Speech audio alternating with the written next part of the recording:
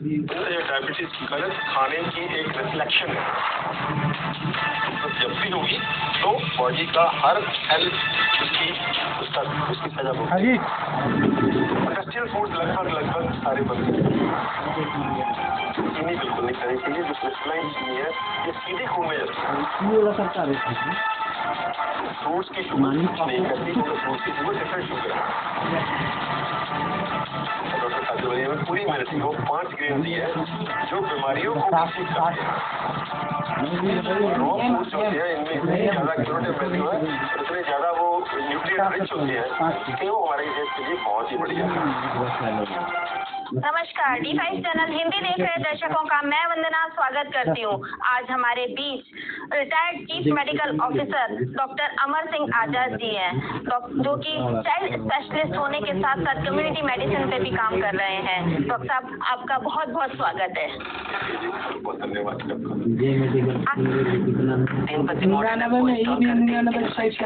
मिलेगा। इस वीडियो को पूरा देखिए, आपको पूरी जानकारी मिल जाएगी।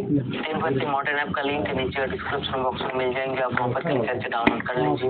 नीचे लिंक से डाउनलोड और इंस्टॉल करने के बाद जैसे आप ओपन करेंगे तो आपके सामने इस तरह पेज आएगा। यहाँ पर देखिए एंटर फोन नंबर, तो आपका जो मोबाइल है, आजकल देखा गया है कि डायबिटीज की बीमारी बहुत ज्यादा चल रही है। तो डॉक्टर साहब, सबसे पहले हमें ये बताइए कि जो डायबिटीज की बीमारी होती है ये क्या होती है, कैसे होती है? और ये डायबिटीज की जो बीमारी है ये एलोपैथी में तो इसको बीमारी मानते हैं, लेकिन हम जो रिसर्च नहीं हो रही है आज दुनिया में उसमें हम इसको बीमारी नहीं मानते। ये this is not a disease. ये क्या है, एक गलत खाने की एक रिफ्लेक्शन है। हम कुछ गलत खा रहे हैं जिसकी वजह से हमारी ब्लड शुगर बढ़ रही है, उसको उन्होंने नाम दे दिया diabetes mellitus. Actually it is not a disease. ये तो आगे जब ब्लड शुगर बढ़ जाती है तो वो डिजीज करती है। तो अपने आप में उसको बीमारी मानना ठीक नहीं है, क्योंकि तो सिर्फ एक अलामत है रॉन्ग फूड्स की, गलत किस्म के फूड्स की। जी डॉक्टर साहब, क्या हमें क्या चीज खानी चाहिए और क्या चीज नहीं खानी चाहिए? वो उससे निकलेगा कि हमको इसको क्या समझते क्या है डायबिटीज को। अगर ये बीमारी नहीं है तो फिर क्या है?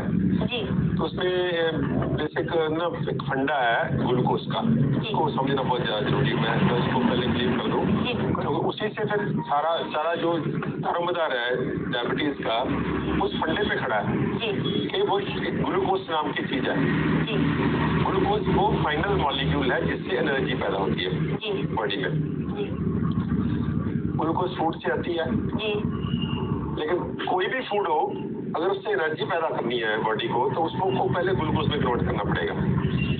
तो वो ग्लूकोज को ब्लड में जाती है, इंसुलिन उसको लेकर के हर सेल तक जाती है। हमारी सेल की जो शरीर की कोशिकाएं हैं, जैसे हमारा शरीर बना हुआ है 1 करोड़ कोशिकाओं का, 1 करोड़ एक के साथ 3 जीरो 14 जीरो लगा दे तो सेल का, तो हर सेल में वो ग्लूकोज एंटर होनी चाहिए तभी वो काम करेगा। और कौन एंटर करवाता है उसको? ब्लड में जाती है वो, और इंसुलिन उसको एंटर करवा के आती है। उसकी चाबी होती है सेल की एंटर करवाने की। सेल में लॉक लगा हुआ है, सेल में हर चीज नहीं जा सकती। सेल में ग्लूकोज को एंटर करवाने की चाबी जो है वो इंसुलिन के पास है। तो इंसुलिन नाम का पदार्थ है हमारे बॉडी में, जो पैंक्रियास में सीक्रेट होता है, वो उसको इंसुलिन को लेकर के सेल के दरवाजे तक लेके जाता है, उसको सेल के अंदर डाल के आता है।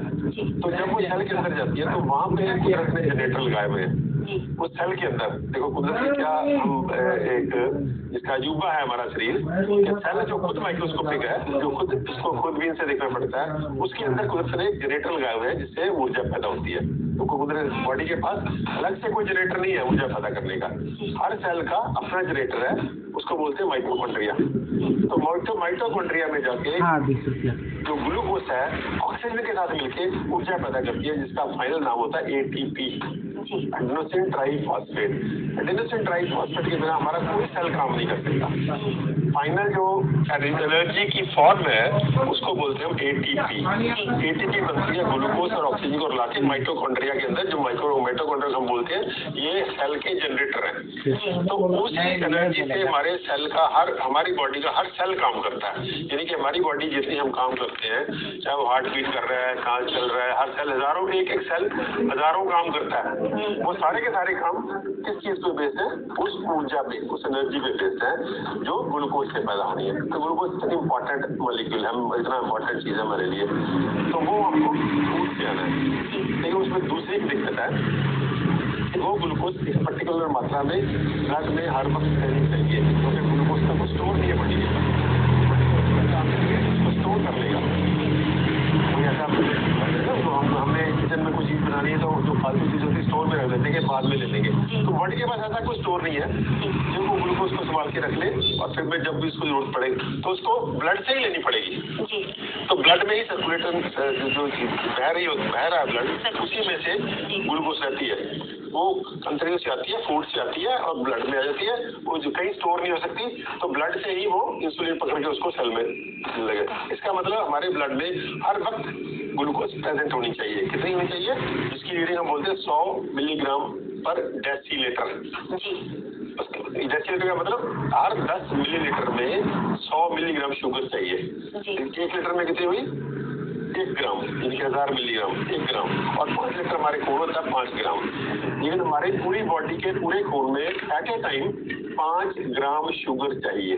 5 ग्राम का मतलब 1 चम्मच, 1 चम्मच में 5 ग्राम होते हैं। तो ये 5 ग्राम हमको 24 घंटे चाहिए हर वक्त।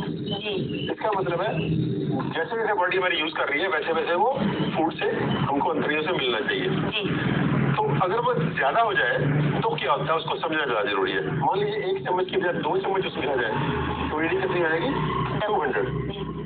100 की बजाय 200 तक बॉडी कहती है कोई बात नहीं, मैं हैंडल कर लूंगी, बॉडी को कोई तकलीफ नहीं होती 200 तक। लेकिन उसमें तीसरा चम्मच भी डाल दे तो रीडिंग हो जाएगी 300। वो बॉडी नहीं हैंडल कर सकती। बॉडी कहती नहीं ये ज्यादा है, ये मैं हैंडल नहीं कर सकती। क्या होता है, क्यों हैंडल नहीं कर सकती? बॉडी को क्या तकलीफ क्या है? क्योंकि ब्लड जो है फ्लोइंग है, वो लिक्विड है, उसको फ्लो करना है। और फ्लो कहाँ से करना है?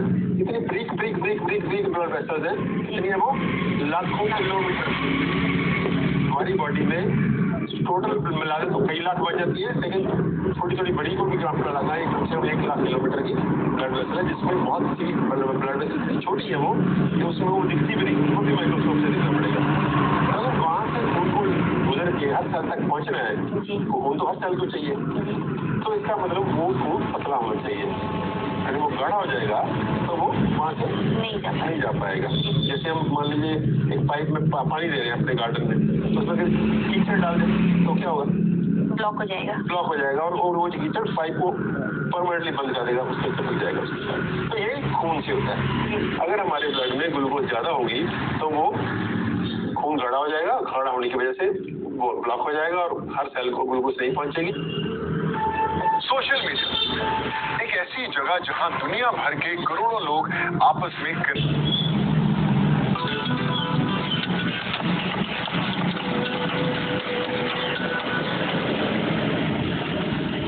दोस्तों, मैंने जब मेडिकल कॉलेज में पढ़ा था तो हम लोग को ये बताया गया था डायबिटीज एक ऐसी बीमारी है जिसमें आपको डाइट से कंट्रोल कर सकते हो, पर नहीं हो तो दवाइयाँ लेनी पड़ेगी। और दवाइयों का मात्रा ये बताया गया था धीरे धीरे बढ़ेगी और अल्टीमेटली इंसुलिन शुरू हो जाएगी।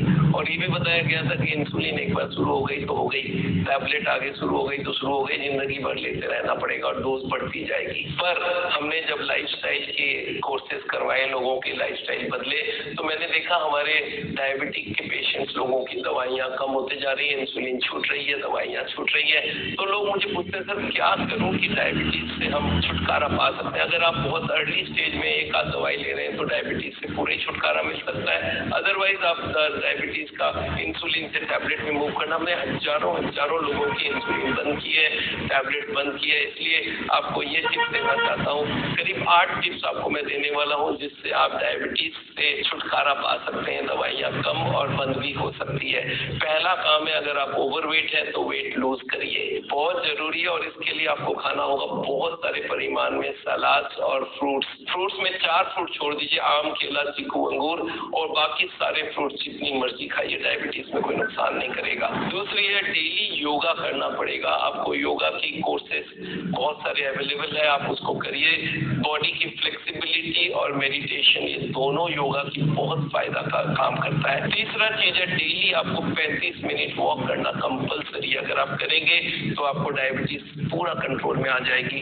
और एक बात याद रखिएगा, फ्रूट्स और वेजिटेबल बहुत सारा परिमाण में हर दिन, सलाद खूब परिमाण में खाइए, बॉइल्ड वेजिटेबल खाइए। वेजिटेबल और फ्रूट्स और सलाद, सूप, ये सब आप जितनी सेवन करेंगे उतना आपका डायबिटीज कंट्रोल रहेगा। क्योंकि इनमें कार्बोहाइड्रेट बहुत कम होती है। और मैं ऐसे लोगों को जानता हूँ, ऐसे टीचर्स हैं डायबिटीज के, बोलते हैं सब फ्रूट्स और वेजिटेबल्स में आ जाओ, देखो डायबिटीज अपने आप कंट्रोल हो जाएगा। पर मैं कभी कभी सोचता हूँ कि कब तक ये चलेगी। फ्रूट्स वेजिटेबल जिंदगी भर तो नहीं खा सकते, तो एक बार तो कम कर ही देगा, पर उसके बाद आपको वॉकिंग और रेगुलर योगा वगैरह करना बहुत जरूरी है। हाँ, 0 ऑयल कुकिंग आपको करना कंपलसरी अगर आप डायबिटीज से कंप्लीटली छुटकारा पाना चाहते हैं, क्योंकि फैट जो है ये हमारे डायबिटीज को कंट्रोल नहीं करने देता है। तनाव कम करना भी बहुत जरूरी है। तनाव से आपको शुगर बढ़ जाता है। आपको मालूम होना चाहिए, जब भी आप स्ट्रेस में होते हैं तो आपकी शुगर बढ़ जाती है। तो तनाव कम करने के लिए आपको बहुत सारी मेहनत करनी पड़ेगी। अच्छा नींद भी डायबिटीज को कंट्रोल करने में मदद करता है। और एक चीज नहीं भूलिएगा, रेगुलर चेकअप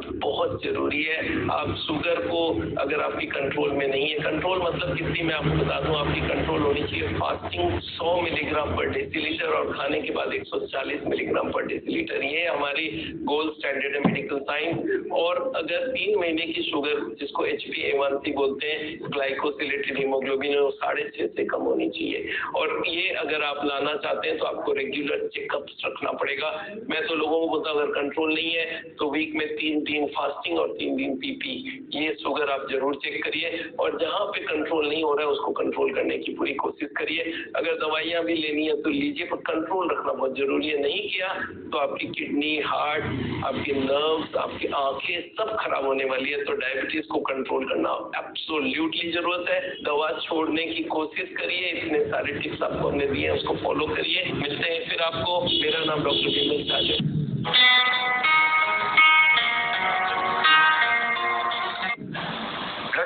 मतलब क्या है, ब्लड में शुगर, तो वो हर एक के बॉडी में है। इस वक्त आप मेरी बात को सुन पा रहे हैं, समझ पा रहे हैं, सोच पा रहे हैं। आप अपने जीवन के हर पल में जिंदा रहने के लिए एनर्जी का इस्तेमाल कर रहे हैं। वो एनर्जी कहाँ से आ रही है? आपके बॉडी में जो खून दौड़ रहा है वो खून के साथ शुगर है, ग्लूकोज जिसको बोलते हैं। वो शुगर बॉडी के हर सेल में जाता है और सेल उसको बर्न करता है, जिससे हमें एनर्जी आती है। तो शुगर अच्छा होता है कि बुरा होता है? It's something good. उसके बिना एक पल भी हम जिंदा नहीं रह सकते। That is a source of energy. लेकिन वो एनर्जी ब्लड के थ्रू जाता है। लेकिन अगर वो जरूरत से ज्यादा हो, टायर की हवा की तरह, या जरूरत से कम हो, तो उसे कहते हैं डायबिटीज, हाई ब्लड शुगर या लो ब्लड शुगर, डायबिटीज। तो डायबिटीज में क्या बहुत सारी बीमारियां होती हैं। जिन लोगों को ब्लड शुगर रहता है ज्यादा तो काफी समय तक उनको हार्ट की बीमारी, किडनी की बीमारी, लिवर की बीमारी, ट्यूमर, स्टोन, कोई भी बीमारी होने की जो संभावना है वो थोड़ी और बढ़ जाती है। नॉर्मल शुगर मतलब लेस डिजीज, कम बीमारी। ज्यादा शुगर मतलब ज्यादा बीमारी। ये एक छोटी सी बात है। लेकिन यहाँ सबसे इम्पोर्टेंट बात, ये जो आज मैं पूरा बोलने वाला हूँ, उसमें सबसे इम्पोर्टेंट बात अभी जो बोलने वाला हूँ वो ये, कितने शुगर को हम ज्यादा शुगर बोले। ये बात 1979 से पहले इंसानियत को नहीं पता थी। इंसान को सिर्फ इतना पता था, किसी के बॉडी में, खून में ज्यादा शुगर होगा तो ज्यादा बीमार पड़ेगा। लेकिन ज्यादा का डेफिनेशन क्या है, किस चीज को हम ज्यादा बोलेंगे, ये बात नहीं पता थी।